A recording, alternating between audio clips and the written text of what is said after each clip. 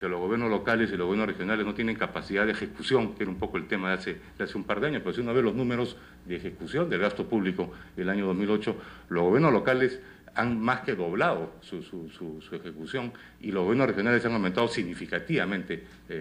también la ejecución. Entonces ya creo que tenemos que cambiar un poco el cassette. Ya no se trata de decir que aumente el gasto en las regiones y en las municipalidades, ya viene aumentando. Hay que empezar a introducir un poco el concepto de empezar a evaluar la calidad de ese gasto, porque yo me preguntaría, por ejemplo, en el caso de gobiernos locales, habiendo doblado la velocidad del gasto entre el 2008 y el 2007, ¿qué calidad debe tener ese gasto? Y a ojos cerrados que debe haber muy malas cosas dentro de ese gasto, ¿no? Yo creo que probablemente lo que ha sufrido en ese aumento de la velocidad en el gasto es la calidad, la evaluación que se han hecho de muchos de los proyectos. Y creo que ahora habría que tener un poquito de pausa y no tratar de acelerar aún más el gasto de gobiernos locales, especialmente que son los que tienen mayor problema institucional para poder evaluar correctamente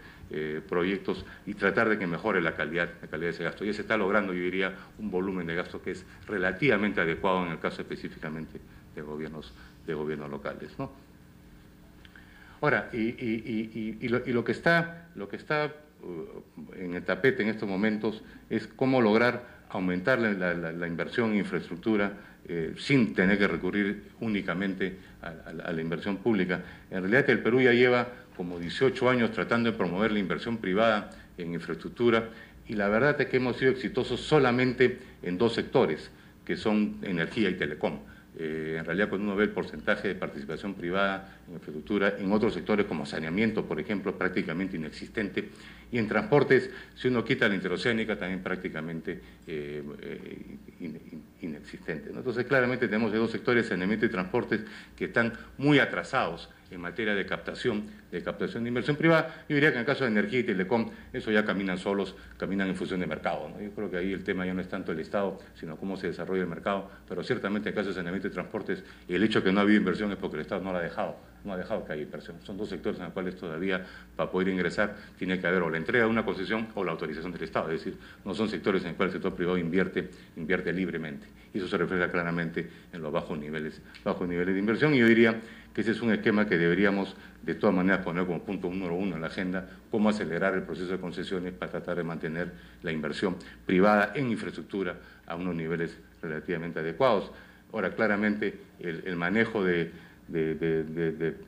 proinversión de COPRI los últimos años ha sido bastante, el manejo de proinversión los últimos años ha sido bastante decepcionante. En realidad es poco lo que se ha otorgado entre el 2002 y el 2006, si uno lo compara con los esquemas como COPRI en el pasado. Claramente el comportamiento de institución no ha sido tan eficiente como pudo haber sido. Creo que tiene mucho que ver con la necesidad de tercerizar parte de los esquemas de promoción y desburocratizar un poco la institución. En realidad, por inversión tiene, creo yo, demasiada gente en su planilla.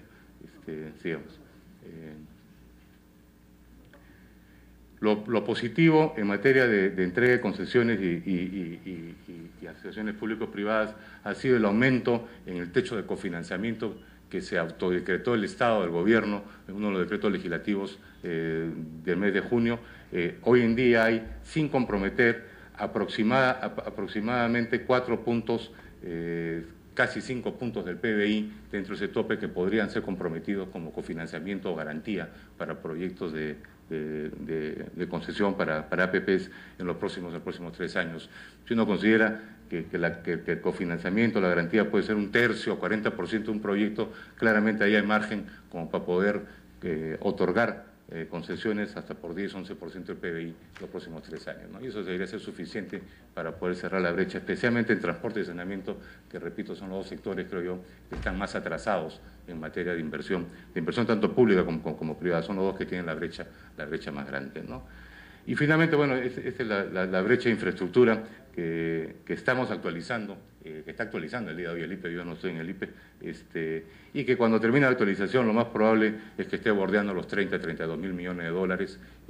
Por lo tanto, todavía hay unas necesidades realmente enormes en materia de inversión en infraestructura, y nuevamente los dos sectores en los cuales se concentra aún más,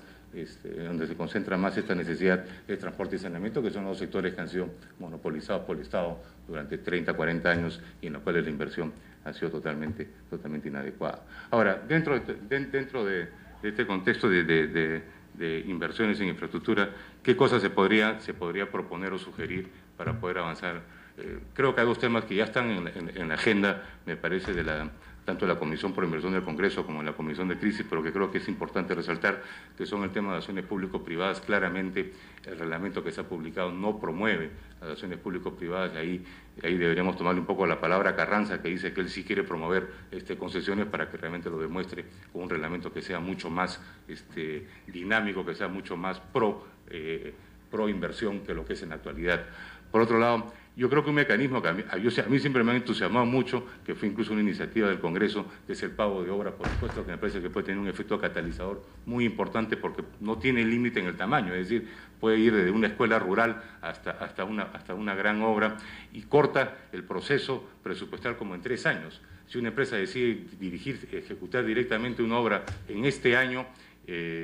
estaría destinando a esa obra los recursos que normalmente hubiera pagado en su realización de impuestos el próximo año y que recién el Tesoro Público estaría distribuyendo a gobiernos regionales o locales en el año 2011. Por lo tanto, en la práctica lo que te hace ese esquema es, te adelanta 2 o 3 años el proceso de ejecución efectiva del gasto público. Creo que lamentablemente el reglamento que ha sacado el MEF no ayuda,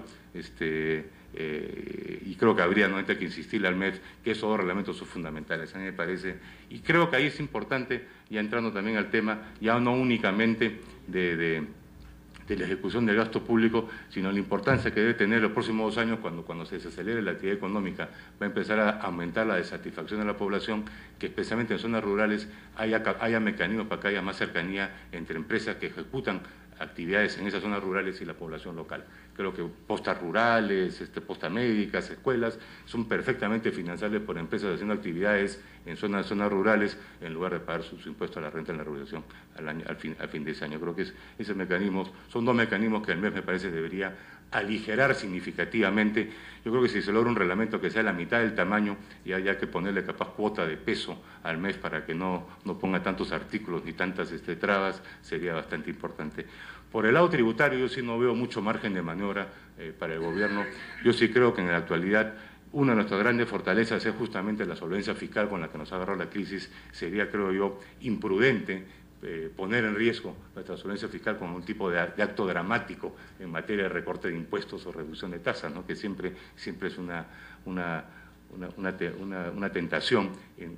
momentos de crisis, pero sí creo que se pueden hacer algunas cosas para irse preparando, porque claramente, como hemos escuchado todos los expositores anteriormente, esta es una crisis que se va para un par de años fácil, ¿no? Por lo tanto, tenemos que estar programados qué vamos a hacer el 2010 y cómo vamos a llegar al 2011. Yo creo que debemos empezar a trabajar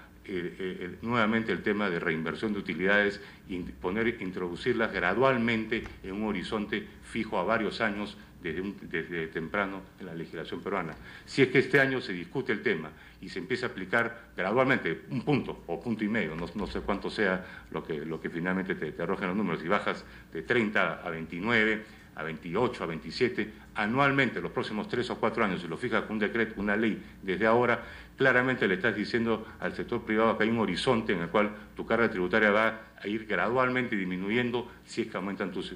inversiones, y eso podría ayudar a sostener el nivel de inversión privada a un nivel por lo menos aceptable. La inversión privada, que ha venido creciendo al 25% el año pasado, va a caer una tasa de crecimiento que nosotros estimamos entre 7 y 8% este año. O sea que se va a sentir fuertemente la frenada, ¿no? De 25% de crecimiento a 7 es una frenada bastante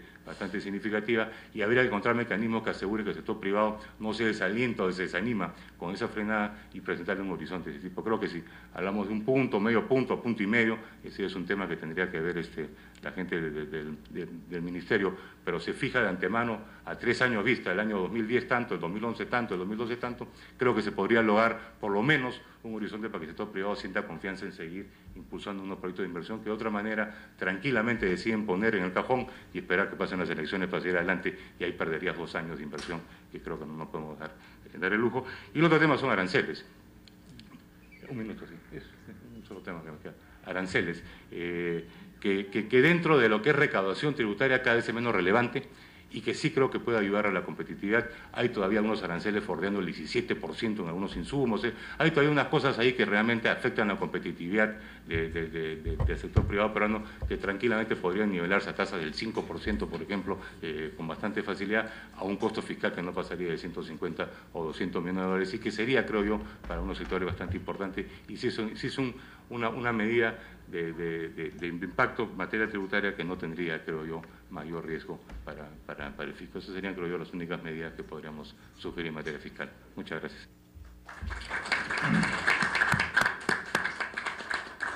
Bueno, muchas gracias, señor Fritz Dubois.